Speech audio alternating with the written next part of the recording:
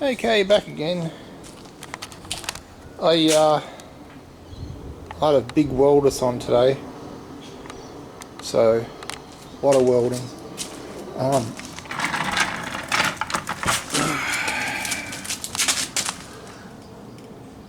As you can see, I've rebuilt the front end, the lower end.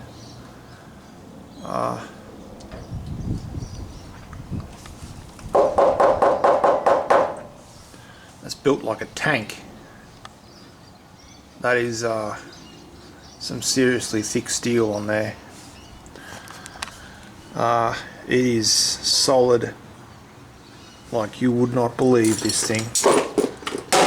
I can't even, this steel is so thick that I was trying to hammer in to get close for the welds, and it wasn't budging at all. So very, very strong.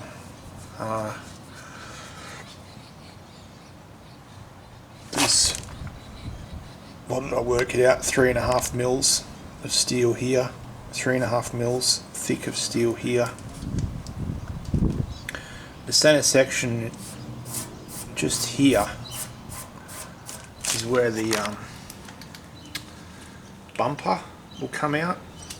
So the bumper bracket will come out roughly here. And I'll try and make that hole as small as I can. I know there's a few differences with these going through the years, so I've got to make sure I get that right, because this is sort of from the front of the vehicle. I haven't ground any of this stuff down yet. I'm buggered. I work nights, so you know, I worked last night, midnight through to whatever time this morning, and then, you know, a bit of sleep, and then out here for, I think it's 5 hours now, so that's a good run for me. I'm very happy with that. I've been looking at it for a while, thinking I could probably get that done, I was a little uncertain just because of this whole mess that was here, but I'm more confident now. I've got the pillars in, and I've got a couple of measurements now, so, and I've decided that I'm not going to worry about that flange, that rolled edge, and this is just going to come straight down and mate straight onto here. So that'll save me a lot of time and a lot of energy. You know, I'm only really going to have to make this in the middle here now. I was going to make a whole patch panel, but I'm going to leave it as is. The metal's fairly good behind here. I don't know, I'll take the skin off again, take the nose off again, and have a good look. I basically just hacked away from this side with a pair of cutters, just so I could get a bit of clearance when I was doing some stuff on this side. So I started there and thought, oh well, I'll just continue. It was in my way, and it was also folded forward and rusty and jagged, and you know what it's like, you end up with cuts all over you. So I cut it away, and I knew I'd probably come up a little bit further, but I just sort of cut where I couldn't see rust on the outside. But this is, I'm very happy with this. This is you know, quite nice, and it runs exactly in line with the front nose skin, which is pretty amazing, really, considering this is all not factory, and it's all built off of, you know, a wing and a prayer. So I'm happy, and it'll give me confidence to go forward now as well. Everything I do, you've sort of got to stand back and just think, oh, is it right, and move forward from there. So very happy with that. And it curves down just a slight bit too. I think the combis did that. It wasn't directly straight down. It's just got that. And to be perfectly honest with you, I didn't even stand here and get that gauge. It just sort of contoured and followed its way around just like that. So all of the time I spent bending the panels on the inside of this at the beginning with the floor really paid off, because now this just fell together today. And I'm going to leave the hole here. There's a little hole just in there. I'm going to leave that. I don't want to seal it up totally. I want somewhere for water to go if it comes in anywhere. But I will use the bitumen paint all on the inside of there, but that'll be another episode of this. It won't be for a while yet. So yeah, I recontacted this person about the bench with the folder, the brake. Hopefully that'll be delivered today, and I can get rid of all of this junk that I've got floating around. I can put everything on the bench. I'll keep my portable trolley. I like this thing. It's mess, but when it's organised, it's great. And it's skinny too, so it fits, you know, in weird little spots that you wouldn't otherwise put anything. So it'd be good to get this up on a bench, and then my two shrinker and stretcher and the cutter, the shear, and just be a really good welding table.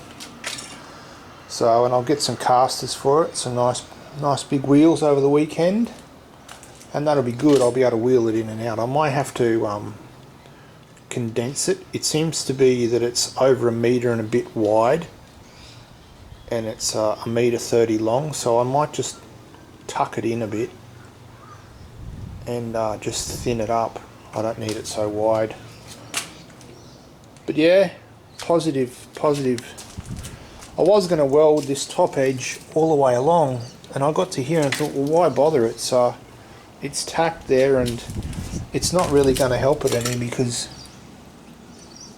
this is actually welded to this part in here anyway. So this back edge is fully welded to that, so this isn't going to go anywhere. It can't go vertically or laterally. It's only going to go in, and there's no way it's going to go in when you consider the frame is right there butting up against the back of it. I've got that strengthening plate in there, and it ain't going nowhere. That's some serious steel there. I want to call this combi the Tank now. Its name was Ben, so I don't know, maybe the Tank. And maybe, just maybe, I can get this out into here over the next couple of days and do a walk around with this front end in. Now it's a lot more stable, so we'll see. I'm quite happy to just keep working on it, because I know I've got a lot of work to go. And I had a thought about this this panel here. So this is the dashboard. I'm going to try and get a hold of some German paraphernalia, as in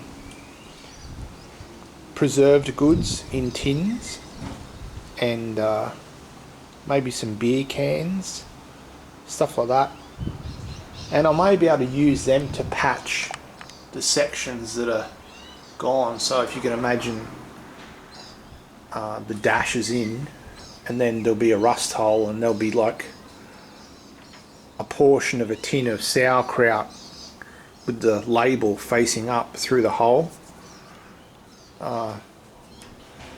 in the style of like decoupage, so there'd be stickers on it, and I think that'll be cool. It's either that or just rebuild the whole thing. It's very, very lacy. I don't like the idea of just gluing something to the back of it. I've seen other people do that with panels, and I mean, how long is that going to last? It can't last more than 3 or 4 years, surely. Because once the rust is in something like that, and you're not dipping the panel in acid, there's no way you're getting the rust out of it. So good luck to them, but I don't know that's that's going to be for me. So not sure. I'll definitely put this in a bath of electrolysis to get rid of every single speck of oxidization off of it before I make my mind up, and then clean it and then paint it with a really good etch primer. So this stuff's like 20 bucks a can here, and I don't I mean, I've been using it quite liberally here. I should really only be putting a slight real dry coat on.